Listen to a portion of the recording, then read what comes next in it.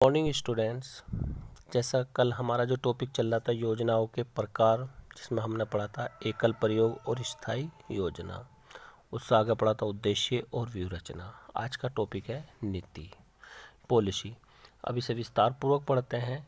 नीतियाँ सामान्य कथन है जिसके द्वारा मार्गदर्शन तथा एक विशेष दिशा में अग्रसर होने के लिए मार्ग प्रशस्त किया जाता है।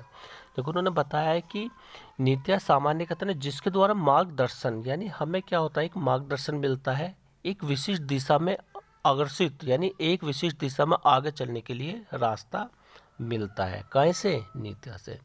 अतः सामान्य शर्तों में स्पष्ट की गई व्यूह रचना अथवा नीति विश्लेषण का आधार होती है। उदाहरण के लिए कंपनी की कोई भी भर्ती चयन प्रक्रिया एक नीति हो सकती है जिसमें उद्देश्यों का निर्धारण किया जाता है या निर्णय लिए जाते हैं। यदि कोई नीति सुव्यवस्थित होती है तो समस्या या मतभेदों को समाधान सरलता से किया जा सकता है।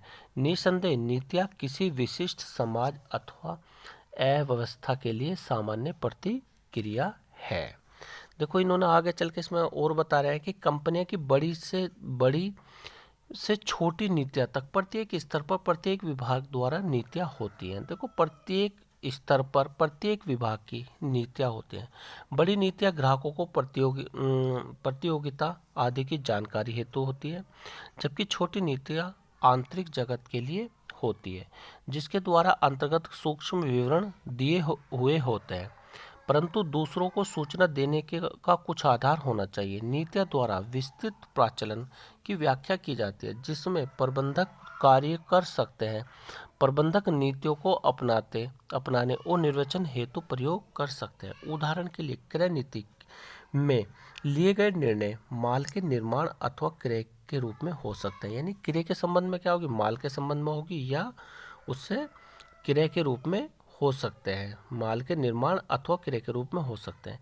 क्या कंपनी के पैकेज की आवश्यकता को पूर्ण करने के लिए स्वयं निर्णय अथवा क्रय करने चाहिए, अथवा क्या यातायात संबंधी सेवाओं के लिए स्वयं की व्यवस्था करनी चाहिए, अथवा आगे कहता है कि बाजार किराए पर वाहन की व्यवस्था करनी चाहिए। स्टेशनरी प्रिंटिंग की आवश्यकता, पानी, विद्युत की पूर्ति, अन्य मदों के विषय में किस प्रकार की नीति का निर्धारण करना चाहिए। माल की पूर्ति करने के लिए विक्रेताओं को चयन किस प्रकार करना चाहिए। अपनी कंपनी कितने आपूर्तिकर्ताओं से क्रय करेगी, यानी कितनों से माल खरीदेगी।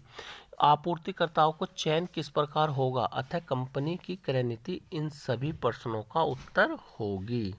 देखो नेक्स्ट टॉपिक है इसमें प्रक्रिया होता है दिन प्रतिदिन की गतिविधियों के संचालन को हम प्रक्रिया कहते हैं। जैसे इसमें बताया गया है प्रक्रिया, इसे इंग्लिश में कहते हैं प्रोसेस।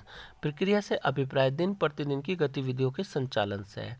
कार्य किसी प्रकार से संपन्न करना है, किसकी विस्तृत विधि का वर्णन प्रक्रिया ही करती है। ये प्रक्रियाएं एक विशेष कार्य अनुक्रमिक क्रिया में होती है।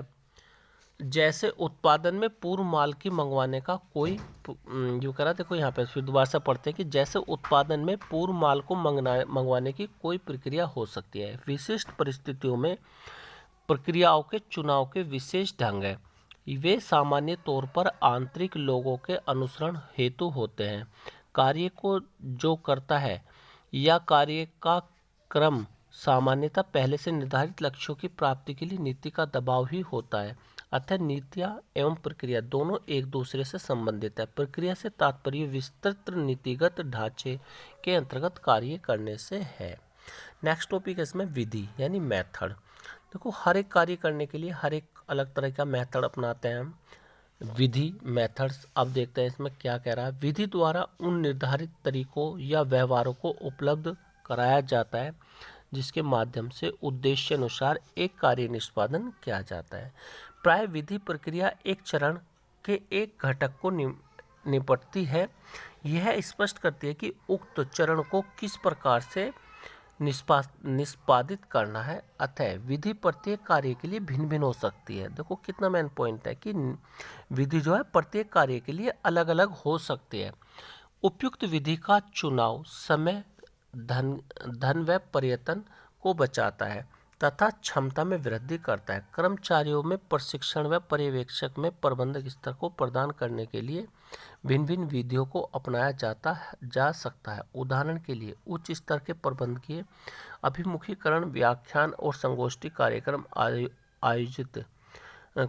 आदि आयोजित किए जाते हैं, जबकि पर्यवेक्षक स्तर पर कार्य प्रशिक्षण प्रविधि व कार्याभिमुख प्रशिक्षण प्रविधियों योग्य औचित्यपूर्ण होती है। नियम बोलते हैं लो, यानी क्या रूल रेगुलेशन है। देखो, नियम विशिष्ट विवरण है जो बताते हैं कि क्या करना है। भाई, नियम रूल रेगुलेशन ही तो बताते हैं कि हमें किस चीज़ को कैसे करना, क्या करना है।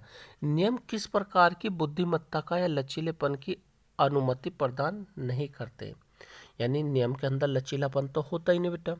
ये प्रबंधकों द्वारा लिए गए निर्णयों और प्रतिबिंब होते हैं कि अमुक कार्य निश्चित रूप से होना है अथवा अमुक कार्य निश्चित रूप से नहीं होना है।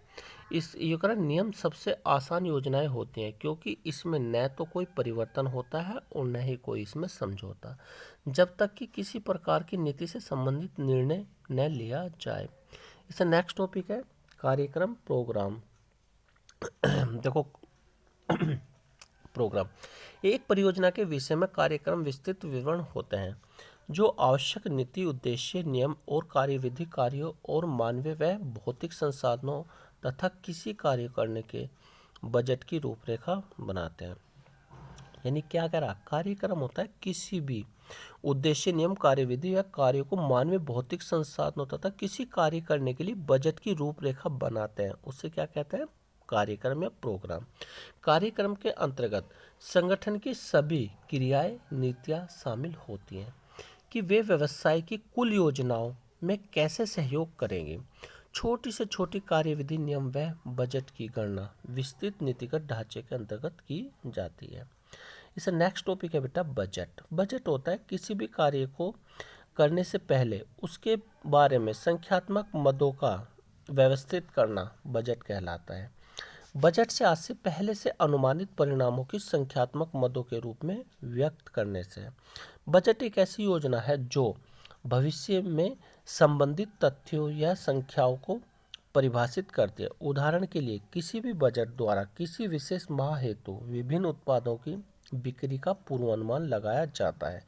एक फैक्ट्री में उत्पादन के चरम बिंदु तक कार्य करने हेतु कितने कर्मचारियों की जरूरत होगी, इसके लिए भी बजट तैयार किया जाता है, क्योंकि बजट में सभी मदों को संख्यात्मक में दर्शाया जाता है। अतः वास्तविक संख्याओं की संभावित संख्याओं को सरलतापूर्वक तुलना की जा सकती है तथा शीघ्र ही आवश्यकता कार्रवाई भी संभव हो जाती है। इस प्रकार हम कह सकते हैं कि बजट नियंत्रण करने का एक उपकरण है जिसके विचलनों की सहायता सही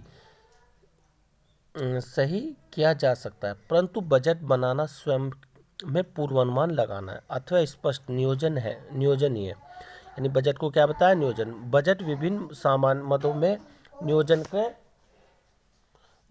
का मूलभूत उपकरण है। बेटा, आज का टॉपिक हमारा यहीं समाप्त होता है। ये चैप्टर भी यहाँ पर क्लोज हो जाता है। इससे आगे हम इसके कल वेरी शॉर्ट क्वेश्चन और MCQ क्वेश्चन करेंगे। ओके बेटा।